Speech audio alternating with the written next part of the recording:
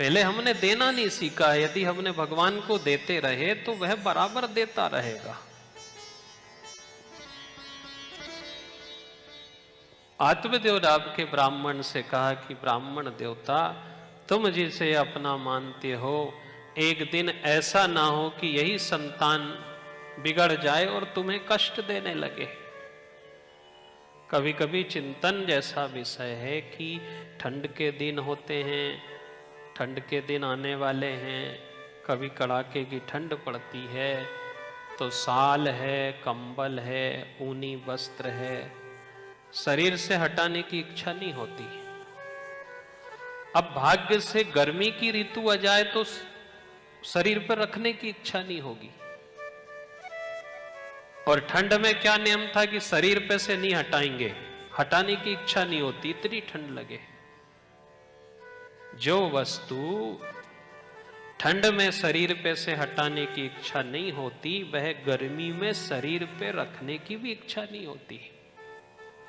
तब की शरीर भी वही है और ऊनी कपड़ा भी वही है, पर परिस्थिति बदल गई। परिस्थिति बदली तो चटके मारने लगी, गर्मी होने लगी, शरीर से पसीना निकलने लगा।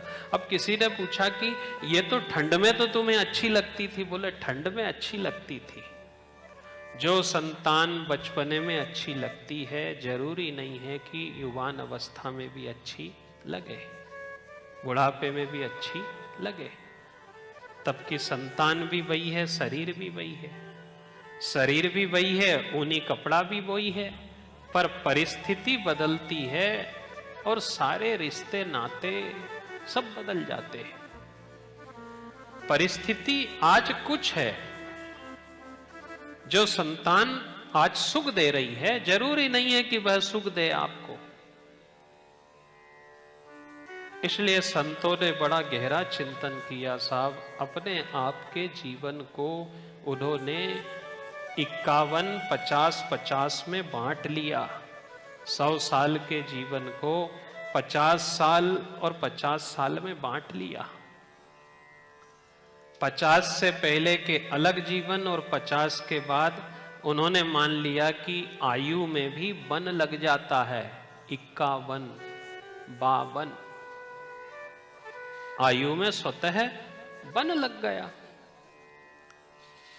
बसों में लिखा होता है 60 से ऊपर नहीं चलाएं, तो हम 60 से ऊपर घर में भी क्यों चलाएं, समाज में भी क्यों चलाएं। बहू बेटा का सुपुर्द जीवन है, वह कुछ भी करे। 60-50 के हो गए, वहां कहीं नहीं चली है साहब, किसी की नहीं चली। सरकार ने मना कर दी कि 60 से ऊपर आपकी यहां नहीं चलेगी, आपको घर जाना पड़ेगा।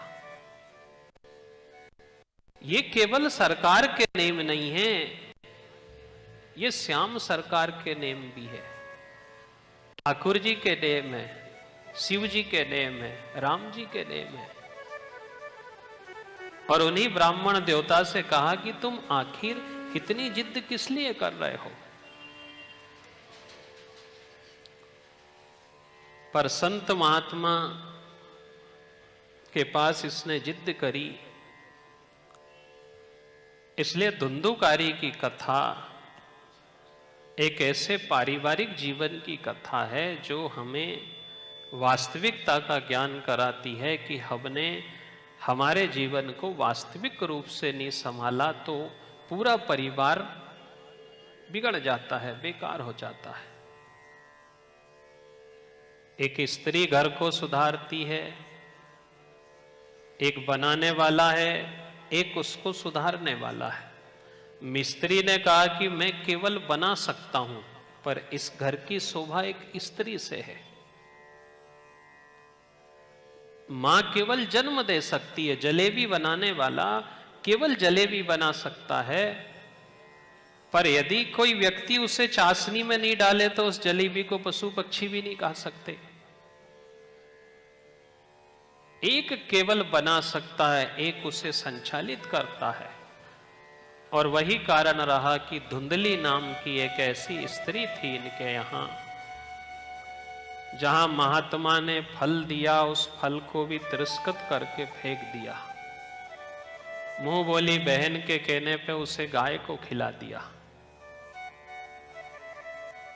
मामला घर से स्त्री ने बिगाड़ दिया।